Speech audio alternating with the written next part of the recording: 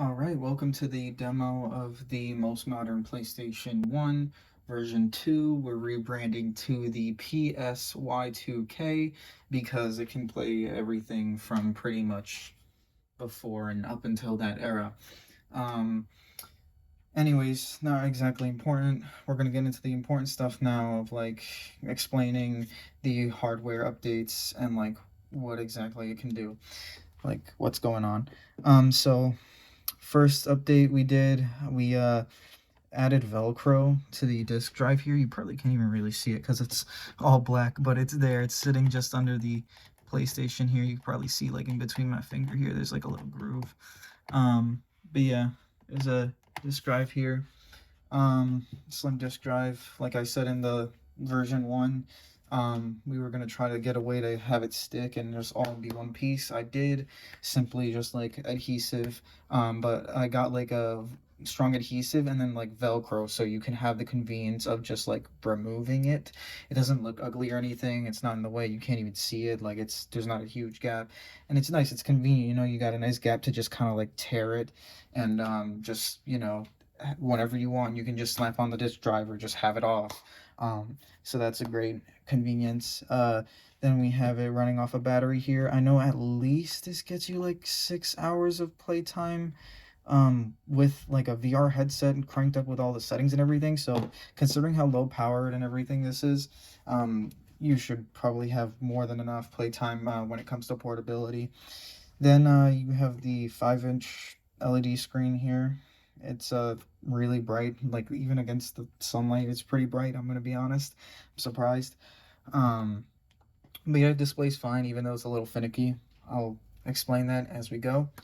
Other than that, it just plugs into one of the extra back ports here. That's from the power cable that I explained in version 1. And yeah, so we're gonna go ahead and demo it here.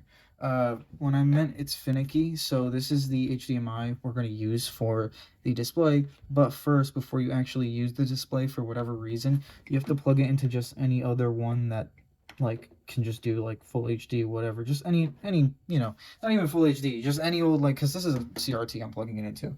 So it's like you just fucking plug it into whatever. You plug it into whatever other screen, power on the console. It's gonna read that signal, HDMI signal. Unplug it real quick, and you can plug it back in. You don't have to rush that. Flip it on. It's booting up. Obvious issue.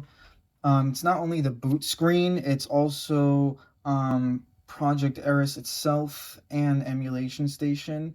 Those menus, anything that just isn't an actual game that's displaying for whatever reason, just like is a little zoomed in like this. But as you can see, like it works just fine. It looks fine. It's just a little zoomed in. You can still navigate the menus even though it's zoomed in. It's usable.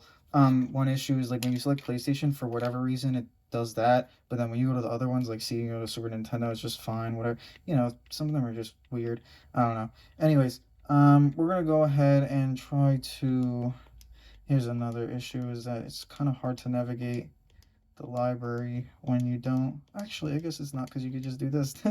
um, well, all right. So I guess that's one of, as inconvenient as it's gonna get. So, yeah, we're just gonna go ahead and launch driver 2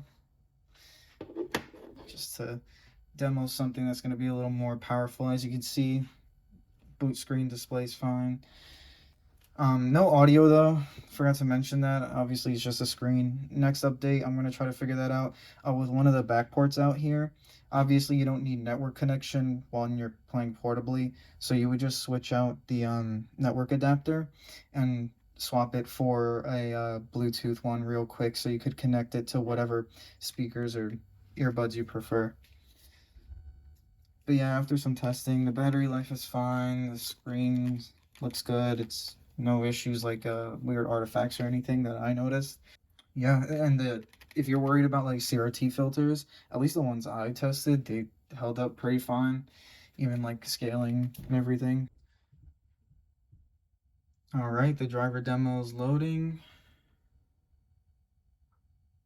See that fast loading time on that portability.